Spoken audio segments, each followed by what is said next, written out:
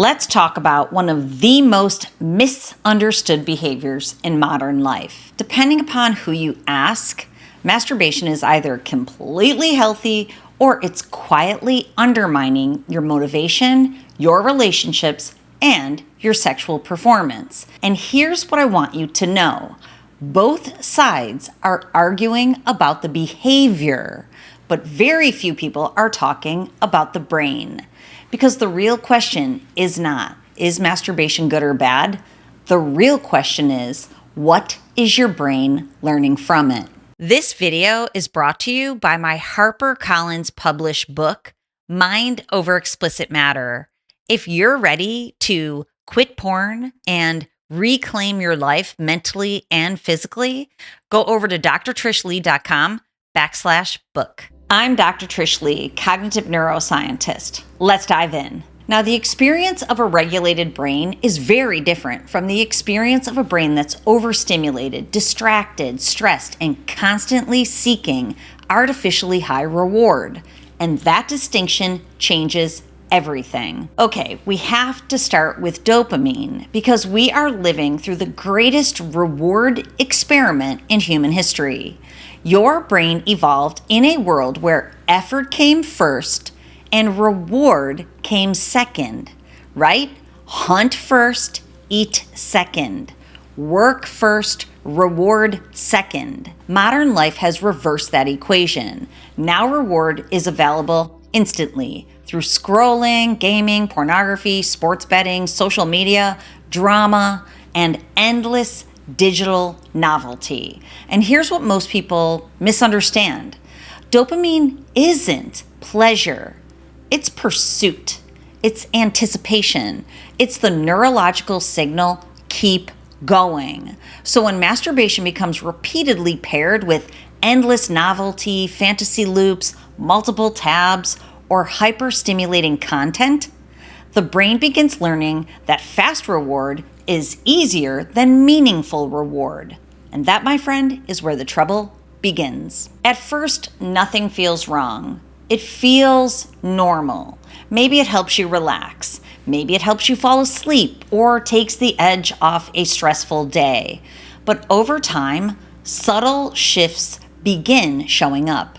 Motivation feels harder to access. Focus becomes more difficult to sustain. You reach for your phone more often. Real world goals, they feel less compelling than ever. And intimacy starts feeling distant, different, less engaging, less exciting, sometimes even forced. Maybe erections aren't as strong as they used to be. Maybe arousal takes more effort. Maybe you need more stimulation than you once did. And eventually a question starts creeping into your mind. When did that change? I worked with a man.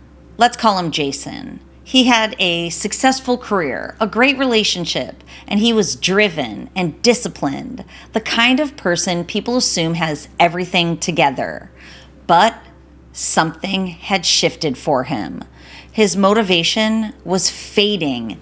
His relationship felt disconnected. The drive that used to come naturally wasn't there anymore. And he told me this, Dr. Trish, I don't know when this happened, but I want my life back. Like many people, he assumed the problem was masturbation, but that was the symptom. He thought masturbation must be causing everything. But when we started looking closer, the issue really wasn't masturbation. It was the environment surrounding it. Late night scrolling, constant distraction, endless novelty, fantasy stacking, small escapes throughout the day. He began drinking more, working out less, choosing digital stimulation over real connection. His brain had gradually shifted from connection to consumption. That is a very important distinction. This is where we need to talk about what I call the desire miswire, because most people think that their problem is just one of these: pornography or masturbation or low libido or erectile dysfunction. But those are often the symptoms. The The deeper issue is the desire itself has become dysregulated through years of overstimulation, stress, distraction, novelty, intensity, and artificial reward. The brain can begin losing its ability to generate healthy desire naturally. And when that happens, people tend to fall into one of three patterns. Actually, you can have the mixed type too: attention dysregulation, anxiety dysregulation, or arousal dysregulation. Now, attention dysregulation creates a brain that's constantly seeking the next thing: more scrolling, more stimulation, more novelty, more intensity.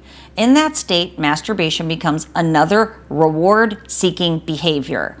Not connection, not intention, just stimulation. Now, anxiety dysregulation works differently.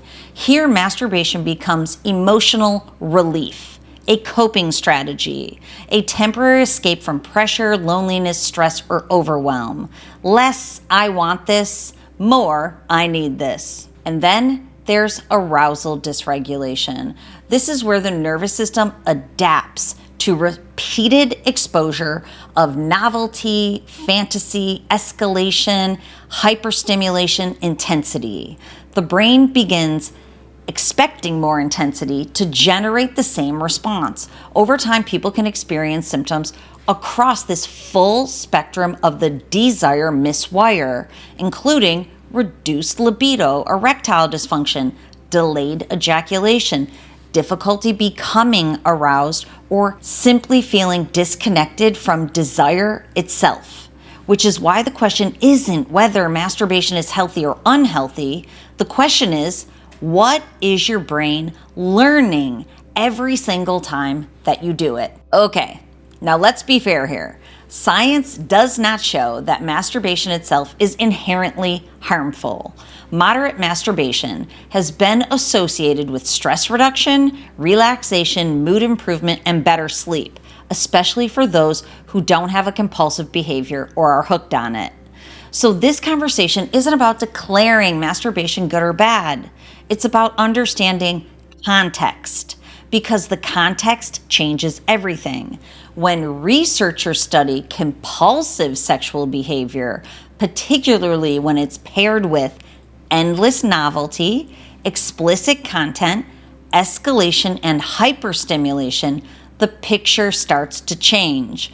Researchers often observe increased novelty seeking, reduced reward sensitivity, and altered arousal responses, and difficulty finding real-world experiences equally engaging. This is where the trouble starts. But there is another side to this conversation. Sometimes the problem isn't overstimulation. Sometimes it's shame. Excessive guilt can create anxiety, rumination, stress, and nervous system dysregulation all on its own. And sometimes it's the second level, which means some people are struggling from too much stimulation, while others are struggling from too much self-judgment. Many are struggling with both. Either way, the brain is learning through attention, through anxiety, through arousal. It is learning, which brings us back to the same question. What is your brain learning from masturbation? Okay, now here's where things get really interesting, because when we look at brain maps, we often see predictable patterns. Many overstimulated brains show elevated high beta activity. It's a marker associated with stress, compulsivity, hypervigilance, red alert mode, overthinking, no shut off button in the brain, and reward-seeking behavior. At the same time, we frequently see reduced alpha regulation, less calm, less presence, less flexibility. I call this strain brain. It's a brain that is working very hard, but not efficiently. And eventually, strain often turns into drain. Lower motivation, lower drive, less excitement about everyday life, because the system eventually becomes so exhausted. Masturbation isn't the problem. A dysregulated desire system is. it's miswired desire. The question isn't, do you masturbate? The question is, what trained your brain to need more? But of course, there's good news. The brain that can become miswired can also rewire itself. That's the entire foundation of my new program, Desire Rewire. The goal isn't shame. The goal is regulation, to reduce the overstimulation, to interrupt those reward loops, and to reconnect desire to real life, to purpose, movement, connection, sleep, and healthy intimacy with honey. When reward begins coming from presence instead of escape, the nervous system begins to recalibrate. Sensitivity returns, your focus and motivation can return, and real life starts feeling rewarding again. Doesn't that sound good? Some people already know what's happening to them. They might not know what's going on in their brain though. They know that they're using masturbation to cope, to escape stress, to manage boredom, to regulate anxiety, or to avoid uncomfortable emotions. Yet they still feel stuck. That's not weakness, that's conditioning. Because once the brain learns a reliable shortcut to relief, it tends to keep taking it. This is where brain mapping becomes incredibly valuable. Instead of guessing, together we can measure it. We can identify whether the pattern is being driven primarily by attention dysregulation, anxiety dysregulation, or arousal dysregulation. We can see how your desire has been miswired. Different causes, different brain patterns, different solutions. Brain mapping helps reveal which pattern's going on in there. Neuromodulation technology, now that's what I use to retrain the pattern. So instead of constantly needing more stimulation to feel okay, you begin feeling great without the need for stimulation. Because when you can measure what your brain is doing, then you can use the technology to rewire it. Okay, now this is what recovery actually looks like. You can see the downward trend. It's not perfection, it's progress. The desire gap begins to close. Compulsive urges quiet down. Focus improves. Presence increases. Intimacy feels natural, and arousal becomes less forced. And one phrase I hear constantly is, I'm beginning to feel like myself again. Because when desire becomes regulated, life becomes engaging again. Okay, let's talk about your brain hack strategy for the week. Here's something I want you to try this week. And seriously, pause right now and take a screenshot of this. So before masturbation, ask yourself, am I seeking connection or am I seeking escape? Then ask yourself, what triggered this? Was it stress, boredom, loneliness, anxiety, avoidance? Then try one healthy regulating activity first. Go for a walk, lift something heavy, take a cold shower, call somebody, get outside into nature, regulate first. Then decide intentionally, not compulsively, if you want to proceed. And if you're willing to try this for 7 days, drop in the comments, Desire Rewire. You will not regret it. Okay, after 6 months, Jason told me something I'll never forget.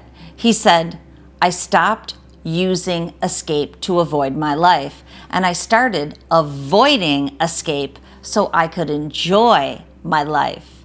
His work improved. His relationship improved.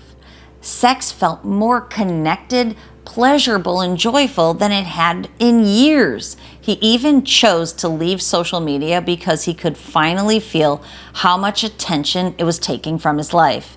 That is what regulation feels like. It's focused, present, connected, engaged, like your brain is finally working with you instead of against you. And trust me, being regulated feels really, really good. If you're struggling with overstimulation, with compulsive behaviors, pornography, erectile dysfunction, sexual arousal dysfunction, what I call SAD, low desire, focus issues, motivation problems, or just simply feeling disconnected from yourself, Please stop guessing and start measuring what's going on. You can go to drtrishleigh.com and schedule a personal consultation with me. You can learn about brain mapping and neuromodulation technology that can help identify and then rewire your brain. It can identify the desire miswire. Then we can make a personalized desire rewire plan.